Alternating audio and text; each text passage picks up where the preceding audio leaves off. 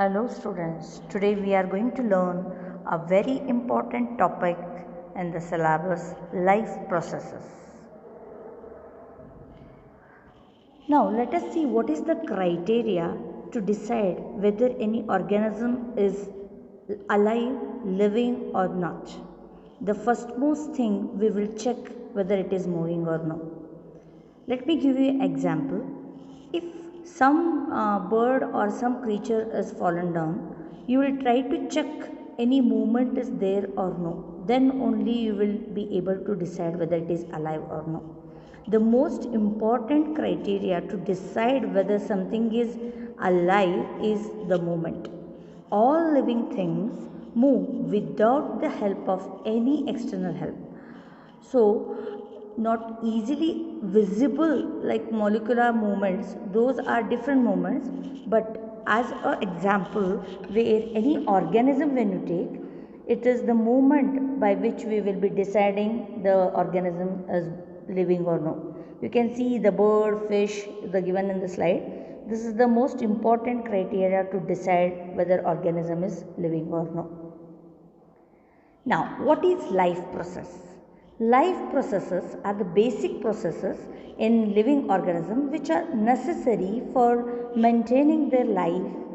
The basic life processes are nutrition, respiration and transportation, even the excretion. So these are some processes which are important for any organism to be alive.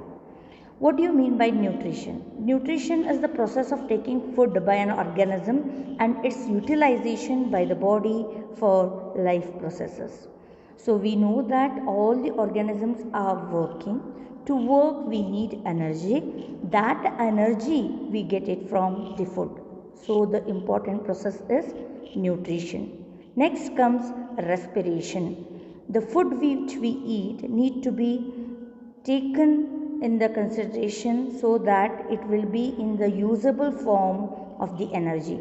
That is done in respiration. That is the process of food is burned in the cell of the body and with the help of oxygen where you will be having a release of the energy. Transportation. What do you mean by that transportation? It is the process by which food, oxygen, water, waste products are carried from one part of the body to the another. Excretion, the unwanted waste products need to be removed from the body. That is done by excretion.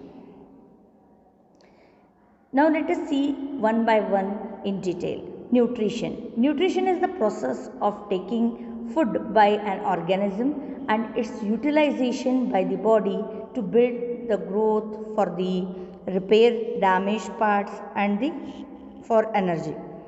So we know that all the organisms are working in all the other way. So those all work need energy. That energy we get it from nutrition. Life on earth depends on carbon based molecules.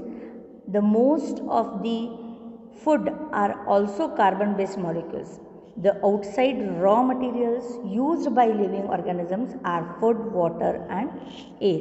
Now let us see what are the modes of nutrition. There are important two modes of nutrition. They are autotrophic and heterotrophic nutrition. Autotrophic nutrition. It is a nutrition by which organisms prepare their own food material. We better understand that by this autotrophic nutrition means it is plants where they are preparing their own food materials by using inorganic substances like carbon dioxide, water in the presence of sunlight and chlorophyll. We are going to discuss this in detail in the next slide. All green plants and some bacteria are the example for this autotrophic nutrition. Next comes heterotrophic nutrition. This is the nutrition which organisms get their food directly or indirectly from the plants. We all depend on the autotrophic nutrition, that is on the plants to get the food. Okay, all animals, fungi and some bacteria, they are coming under the heterotrophic nutrition. What are different types of heterotrophic nutrition? We have already studied about these things in the lower classes. Let us see in detail about different types of heterotrophic nutrition. In that, first one is saprophytic nutrition. Sapro, it is mushroom is the example for the same, where the nutrition is get by the dead and decaying matter. You can just see the mushroom diagram which is given. You might have even observed during the rainy season mushrooms are growing here and there. They are white in color because they are not containing the chlorophyll. So they are dependent on their nutrition for dead and decaying matter. They just divide that complex food and just they absorb it by the rhizoids. So saprophytic nutrition is the nutrition where the organism is dependent on the dead and decaying matter.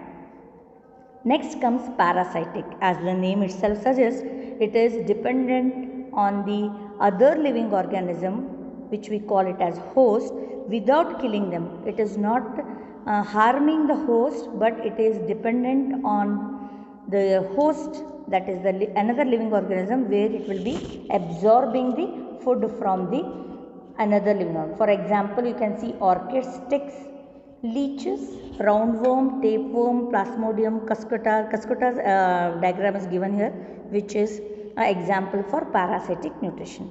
Now, what do you mean by holozoic nutrition? It is a nutrition in which organisms take food directly and then digest and absorb. We human beings are the example for it. So we are engulfing or we are eating the whole food and digest it and absorb it. Examples: amoeba, paramecium, birds, fishes. Okay. So let us move further. Let us see how is the nutrition in plants.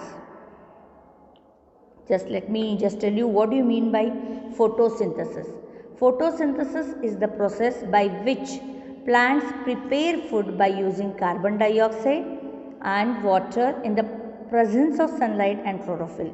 The food prepared is carbohydrate and it is stored in the form of starch. You can see the equation here, that is CO2 when combines with H2O, when reacts with H2O in the presence of sunlight and chlorophyll, it gives C6H12O6, that is a glucose formula.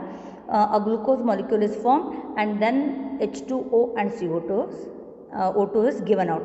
So, during the photosynthesis, O2 is liberated and glucose is formed. Okay. So, the process of photosynthesis, how it takes place. There are 3 steps in the photosynthesis: absorption of light energy by chlorophyll, conversion of light energy into the chemical energy, and splitting up of water molecules into the hydrogen and oxygen. The third step is reduction of carbon dioxide by hydrogen to form carbohydrates. So, first step, absorption of light energy by chlorophyll. We know that chlorophyll is present inside the leaf that absorbs the water, that absorbs the photon of energy from the sunlight, and conversion of that light energy takes place, which will be converted into chemical energy by splitting up water molecules. So, water molecule will be divided into hydrogen and oxygen. Then reduction of carbon dioxide by hydrogen. So, that hydrogen combines with CO2 to convert it to a carbohydrate. Now, this is the diagrammatic representation of photosynthesis, where you can see energy from sunlight is taken, chlorophyll is present. In the presence of chlorophyll and sunlight, the water and carbon dioxide react with it and glucose and oxygen are formed. Okay. So, now let us see the structure of chlorophyll, how the chlorophyll is distributed all over the leaf. Chlorophyll, what do you mean by and how it looks like? There are green pigments present in the leaves. If we observe a cross section of leaf under the microscope, we can see the cells containing green dot like structures, which are called as chloroplast, which contain this chloroplast is known as chlorophyll. So, you can see here, this is the first diagram which we are showing here, first and second, that is the chloroplast, how they are present inside each cell like the dotted structure. When you enlarge one of the chloroplast, you could see it looks like a oval shape which is double bond, and the green pigments are present inside, which are the main resources for the absorption of the light, and later it is converted into light energy into a chemical energy. Okay, this is the detailed structure. You can see this is the upper epidermis. Inside you can see palisade mesophyll, where all over the inside the leaf you can see the chloroplast dotted structure. Even upper epidermis and lower epidermis you can see green color, and even you can just see here the holes which are present, pores which are present, which we call it as stomata. Those are guarded by the guard cells. Okay, so this is another detailed structure we have shown here. Chloroplast, which contains the chlorophyll. So this is the chlorophyll present. Okay, this we have discussed already. It is a oval shape, which is the internal structure, grarum, thylakoid, the inner membrane and outer membrane, which you could see, and there are lamellas in between. Connection is there between each stroma, where you will be having a absorption of the content.